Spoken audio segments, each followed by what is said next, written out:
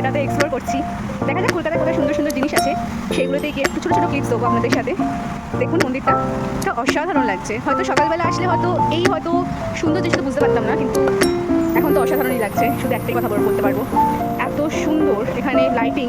আর সব থেকে বেস্ট লাগছে এই ঝর্ণাটা, যেটা কালার চেঞ্জ হচ্ছে, সেটা খুবই সুন্দর লাগছে। মানে কারোর সাথে মানে খুব ভালো টাইম স্পেন্ড করার জন্য, ঠাকুরের জায়গা আসার জন্য এটা বেস্ট প্লেস। এটা লোকেশন আপনাকে আমি বলে দেবো। এটা হলো ঠিক কালীঘাটে, যে এটা হলো শ্মশান, শ্মশানের ঠিক মিডিলে। আমার লেফট হ্যান্ড সাইডে আছে এন্ট্রেন্স, এই যে এন্ট্রেন্সের এদিক থেকে মিডিলে, আর তার পিছনে হলো আরেকটা শ্মশান। এই দুটো শ্মশানের মিডিলে আছে মাইসোর গার্ডেন। ভীষণ সুন্দর পরিবেশ। সবাইকে সাজেস্ট করবো এই গরমকালে বিকালের সময়টা আসতে। তাহলে কি এখানে এত সুন্দর একটা লাইটিং আর এত সুন্দর একটা পরিবেশ আপনার অনুভব করবেন, যেটা গরমে সকালবেলা একদম অনুভব করা যাবে। কৃষ্ণ এন্ট্রেন্সে আমার বান্ধবী ছিল ভীষণ বড় একটা কৃষ্ণর ভক্ত।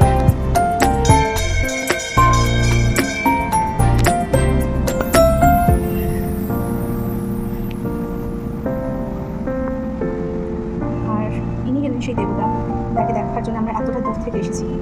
সত্যি অপূর্ব একটা মূর্তি, দেখলে চোখ জুড়িয়ে আসছে। পুরোটাই কষ্টি পাথরের, ভীষণ সুন্দর। এটা হলো মাইসোর গার্ডেনের ফুল যে কৃষ্ণ মন্দির, এটা হলো তার ছোট্ট একটা নমুনা। ভেতরে নিশ্চয়ই আরও অনেক কারুকীর্তি রয়েছে, আরও অনেক কার্যকলাপ রয়েছে। ওপরটাতে আপনারা দেখতেই পাচ্ছেন খুব সুন্দর এখানে মূর্তি খোদাই করে রাখা রয়েছে, যেটা ভীষণই সুন্দর লাগছে, আপনারা দেখতেই পাচ্ছেন।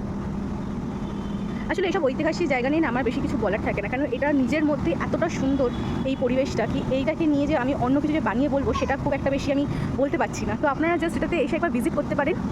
যারা কৃষ্ণ মন্দির পছন্দ করেন তাদের জন্য এটা খুব সুন্দর একটা প্লেস।